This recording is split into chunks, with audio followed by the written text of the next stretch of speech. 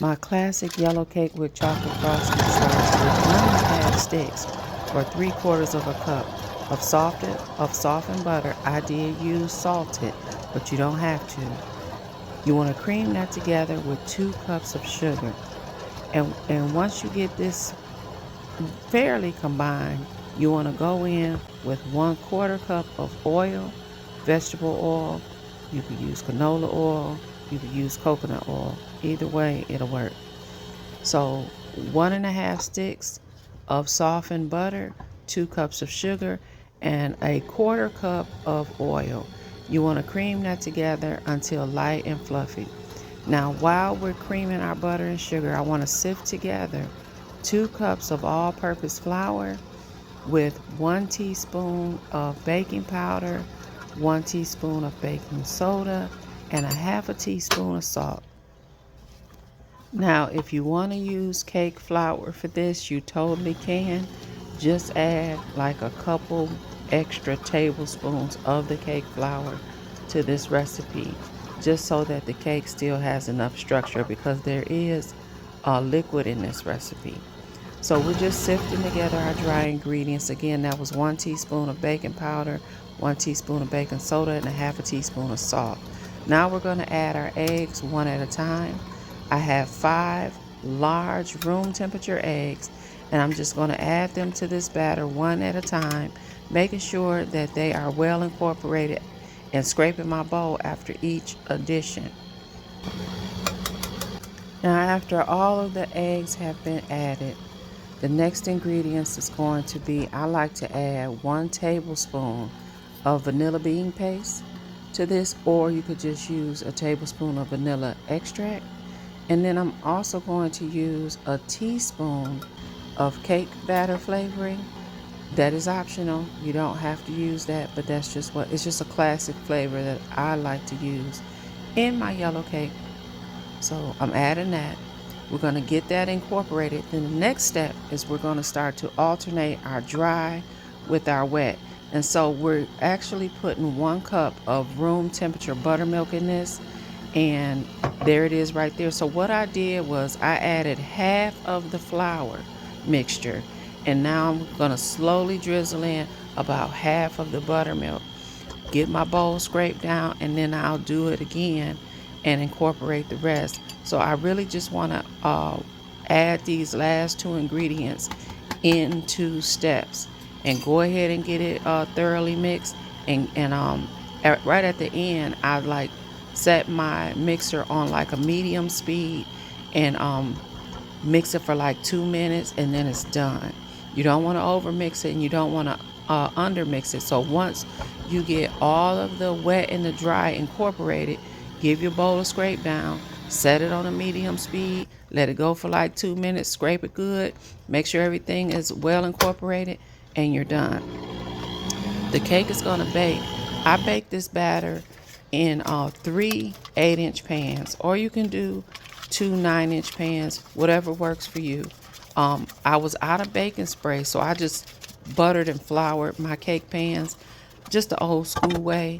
And so I'm doing that here. This cake is going to bake in a 350-degree preheated oven for exactly 30 minutes, especially if you do it in the 3 pans. Now, if you divide this batter up into 2 pans, it may go a little bit longer, so you're gonna have to watch it. So once I got my pans floured, I did take the time to try to evenly distribute this batter between my 3 8-inch pans by using a 1 cup measure, and you'll see me do that here in just a moment.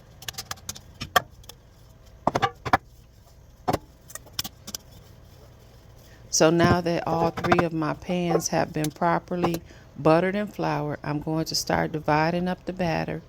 I ended up getting a full 2 cups of batter in each pan, right?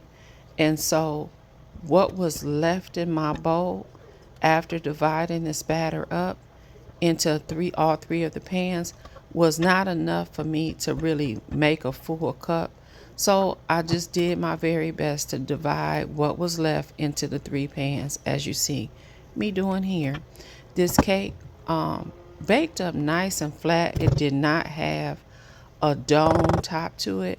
Now I attribute the flat tops to not over mixing this, and also to not mixing this on a high speed. As you can see here, these are straight out the oven, nice and flat on the top. You don't even have to trim them. Now to ice and decorate this cake, I use my classic whipped ganache icing for this. I already have made a video on this. It is posted on all platforms for my whipped ganache icing. It's really simple.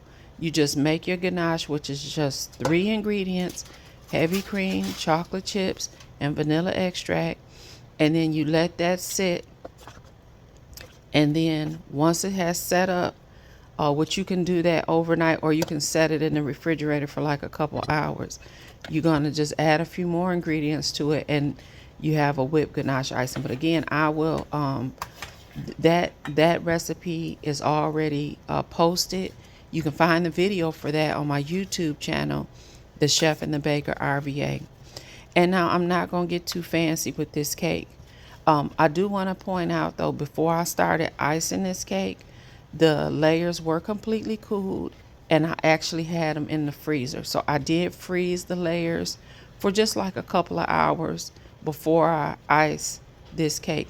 But just for context, this cake and this icing were all made in the same day. So it's not a day before type thing. You can do it, if you have the time, you can do it all in the same day. So this icing goes on super smooth. It's super silky. It's not too sweet. My family loves it. Please give it a try. This is a Christmas Day cake that I am decorating, but it's just for family. So I'm not, really getting too elaborate with the decorations. Honestly, at this point, we're just trying to use up whatever Christmas sprinkles we have left at this time. So give this 3-layer yellow cake, classic yellow cake with chocolate icing a try.